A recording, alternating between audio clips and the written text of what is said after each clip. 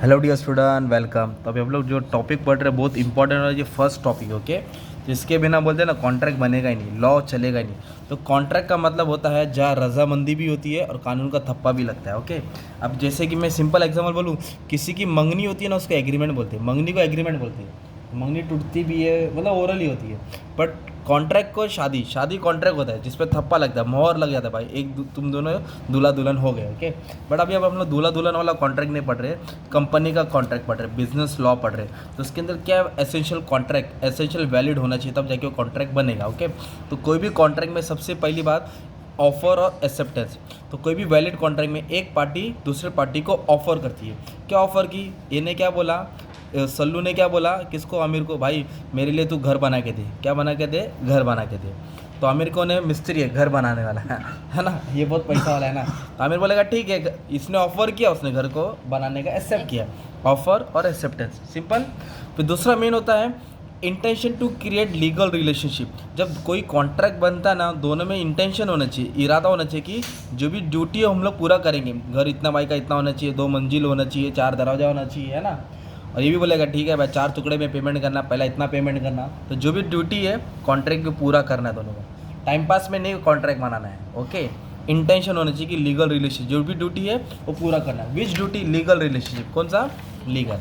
Okay, और third क्या है, जो भी कंसिडरेशन रहेगा वो लॉफुल होना चाहिए। कंसिडरेशन का मतलब होता है पैसा, समथिंग इन रिटर्न।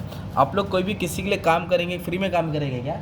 उसके पहले क्या करेंगे? चार्ज, पैसा चार्ज करेंगे। क्या चार्ज करेंगे?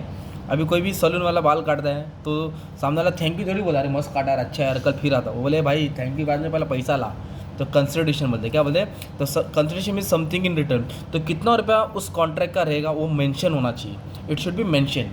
बिना मेंशन का कॉन्ट्रैक्ट होता नहीं, फिर वो प्यार मोहब्बत हो गया। नेक्स्ट क्या दिया है? Capacity of contract, sorry capacity of party. जब भी कॉन्ट्रैक्ट पड़ेगा ना, बनेगा ना, तो उसमें पार्टी के अंदर कुछ चीज़ है वो शर्त पाई जानी चाहिए। अगर वो शर्त नहीं रहेगी तो कॉन्ट्रैक्ट इनवैलिड हो जाएगा। सबसे पहली बात तो माइनर नहीं होना चाहिए। इनकम्पिटेड टू कॉन्ट्रैक्ट मतलब कॉन्ट्रैक्ट के लिए वैलिड नहीं है, मतलब 18+ होना चाहिए। He should be age of majority, age of minor नहीं होना चाहिए, मतलब छोटा बाबू नहीं होना चाहिए। ओके, अनसाउंड माइंड मतलब वो अनसाउंड नहीं होना चाहिए, मतलब तेरे नाम नहीं होना चाहिए। क्या नहीं होना चाहिए? तेरे नाम। पगला नहीं होना चाहिए, साउंड माइंड, समझ में आना चाहिए उसको। और should not be disqualify by law. कानून ने उसके ऊपर डिस्क्वालीफाई कर दिया है तो उस पर भी कॉन्ट्रैक्ट बनेगा। कानून ने मना कर दिया इस पर मत बना, तुम लोग इस पर बनाएंगे तो मतलब नहीं ना। तो ये 3 कैपेसिटी देखा जाता है, अगर इसमें एक भी चीज़ नहीं रहेगी तो कॉन्ट्रैक्ट इनवैलिड हो जाएगा। Okay, simple. तो नेक्स्ट क्या दिया है? Free consent. क्या है? कभी भी कॉन्ट्रैक्ट बनता है ना तो अपनी मर्जी से होता है। क्या होता है? अभी कोई भी शादी करता है अपनी मर्जी से करता है ना, माँ बाप की मर्जी नहीं है, बेटा बेटी शादी कर लो, भाग जाएंगे। तो फ्री कंसेंट मतलब मर्जी होना, agreed upon a same thing same sense same manner. इधर मर्जी का मतलब क्या होता है? अपने वाला पिक्चर का सीन देखा रहेगा, सिंगम पिक्चर, स्टार्टिंग में जेकन शिकरी आता है बुड्ढे को, बोलता साइन कर। क्या बोलता है? बुड्ढा बोलेगा मैं नहीं करूँगा, तो फिर जेकन शिकरी उसको बंदूक देता है, खोपड़ी पे रखता है ना, तो बेचारा बुड्ढा डर के मारे अपना घर का पेपर साइन करता है। तो वो अपनी मर्जी से साइन किया क्या? उसने क्यों किया? किसी ने उसको डराया धमकाया, उसको बोलते हैं कोरेशन। क्या बोलते हैं? फ्री कंसेंट मतलब ये नहीं होना चाहिए। अनड्यू इन्फ्लुएंस क्या है? नहीं क्या सीरियल में लेडी विलन अपने घर वालों को हिप्नोटाइज करती है ना, बातों बातों में उलझाती है ना, अपने वश में कर लेती है, ये भी गलत है। फ्रॉड, मिस्टेक, ये सब चीज़ से परे होना चाहिए, दूर होना चाहिए, है ना। तो उसको बोलते हैं free consent. A party must agreed upon a same thing same sense in a same manner. कोई जोर जबरन नहीं, विदाउट एनी फोर्स। एक नंबर। फिर क्या बोला? Lawful object. कॉन्ट्रैक्ट इस पर बनेगा जो चीज़ लॉफुल है, जो चीज़ लॉफुल मतलब जो इलीगल है इस पर कॉन्ट्रैक्ट नहीं बनेगा ना यार। इलीगल चीज़ पे कॉन्ट्रैक्ट, लॉफुल मतलब जो लीगल है। क्या है? लीगल है। Object of agreement must be valid.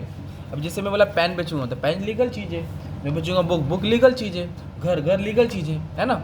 अभी कोई क्या कर रहा है? इंसान को खरीद रहा है, बेच रहा है ना। जो प्रॉपर्टी पे बहुत सारे वो केस चल रहे उस पर बेच रहे तो इलीगल हो जाएगा। क्या हो जाएगा? ड्रग्स बेच रहा है और पैसा नहीं दिया तो उस पर केस नहीं गिर, सब जमा हो जाएंगे, गलत होता है। लीगल फॉर्मेलिटीज़ क्या है? कोई भी कॉन्ट्रैक्ट बनता है उसकी लीगल फॉर्मेलिटीज़ होती है, उसको एक्सप्रेस किया जाता है, उसको राइटिंग होता है, रजिस्ट्रेशन होता है, उस पर स्टैम्प लगता है ना, legal formality. Simple. Paper work क्या है? पेपर वर्क नहीं रहेगा तो भी कॉन्ट्रैक्ट इनवैलिड हो जाएगा। सर्टनिटी क्या है? कॉन्ट्रैक्ट उस पर बनेगा जो चीज़ होना पॉसिबल है, जो चीज़ पॉसिबल नहीं है उस पर कॉन्ट्रैक्ट नहीं बनेगा।